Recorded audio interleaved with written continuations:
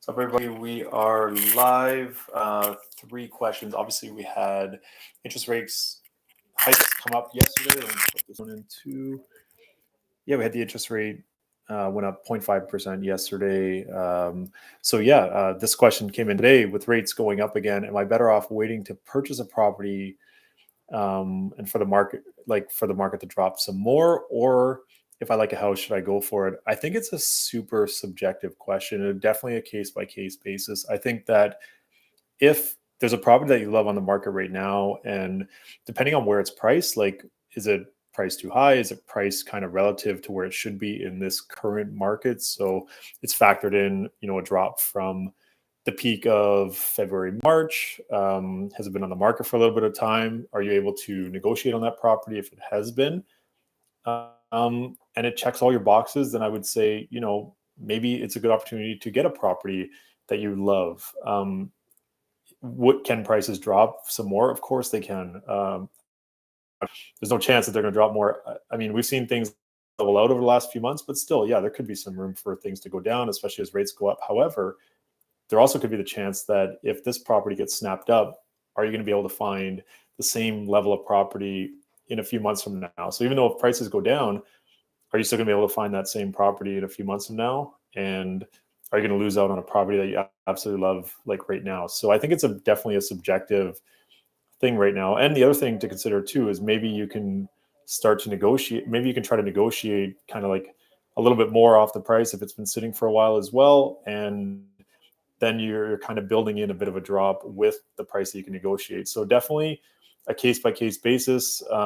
In short, though, if you do find the house that you love and you know that it's going to be a house that you're going to stay in for a long period of time, and as long as the numbers work and you can afford it and it's well within your means, like, maybe you go for it and be happy and call it your home and live there and enjoy it. Or maybe you wait some more and maybe you try to see if prices drop some more and then you pull the trigger.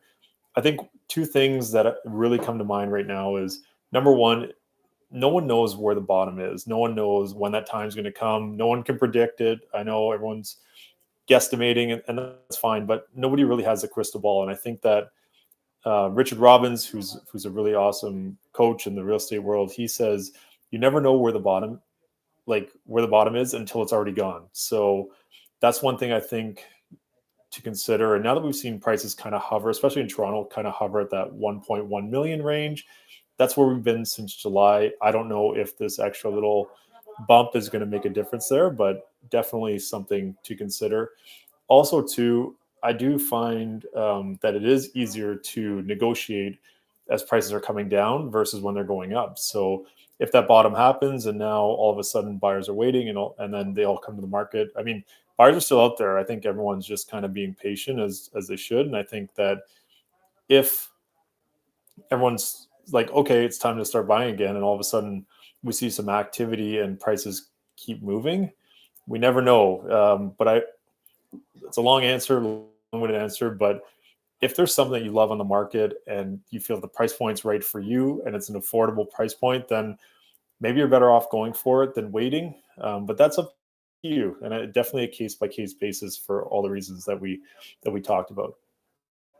Next question: what have you seen for condos downtown, pricing and inventory? So today, CO1 and CO8 combined. I've talked about those areas, the main core for condos downtown.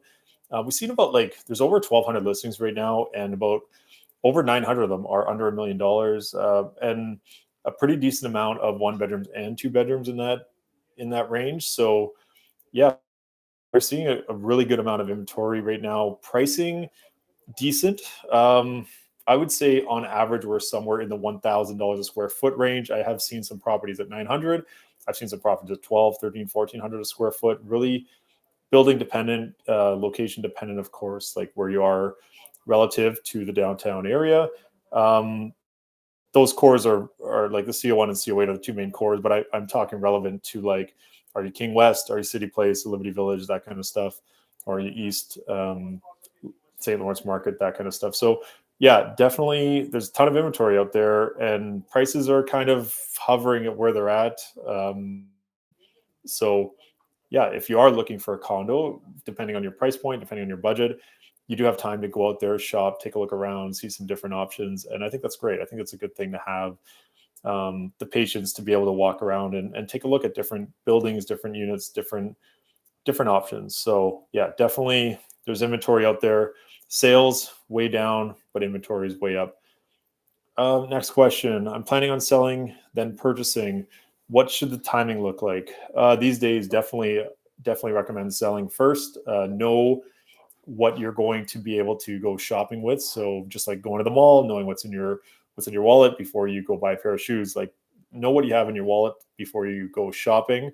Also, too, stuff's not exactly flying off the shelves, so it might take a few weeks to sell. So if if you purchase first and then you go and try to sell and you don't sell at the right time, or sorry, you don't sell in time, or you have to fire sale your property, or you might not get as much as you were expecting, then it might affect you on the buy side. So I would say sell first, know what you're shopping with, then you have a plan, take the time,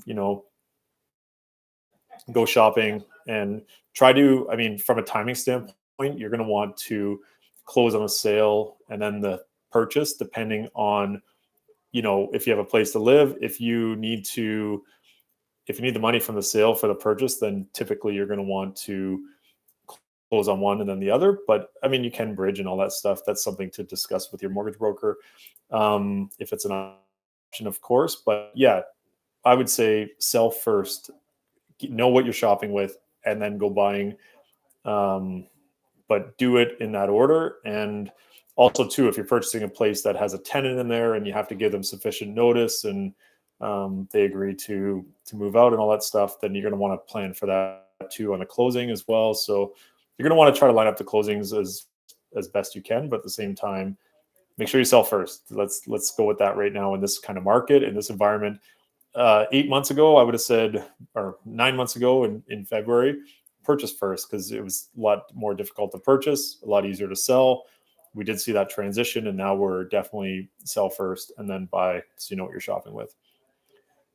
What's up, everybody? Thanks for joining. Okay, that's it for this week. See you guys next week.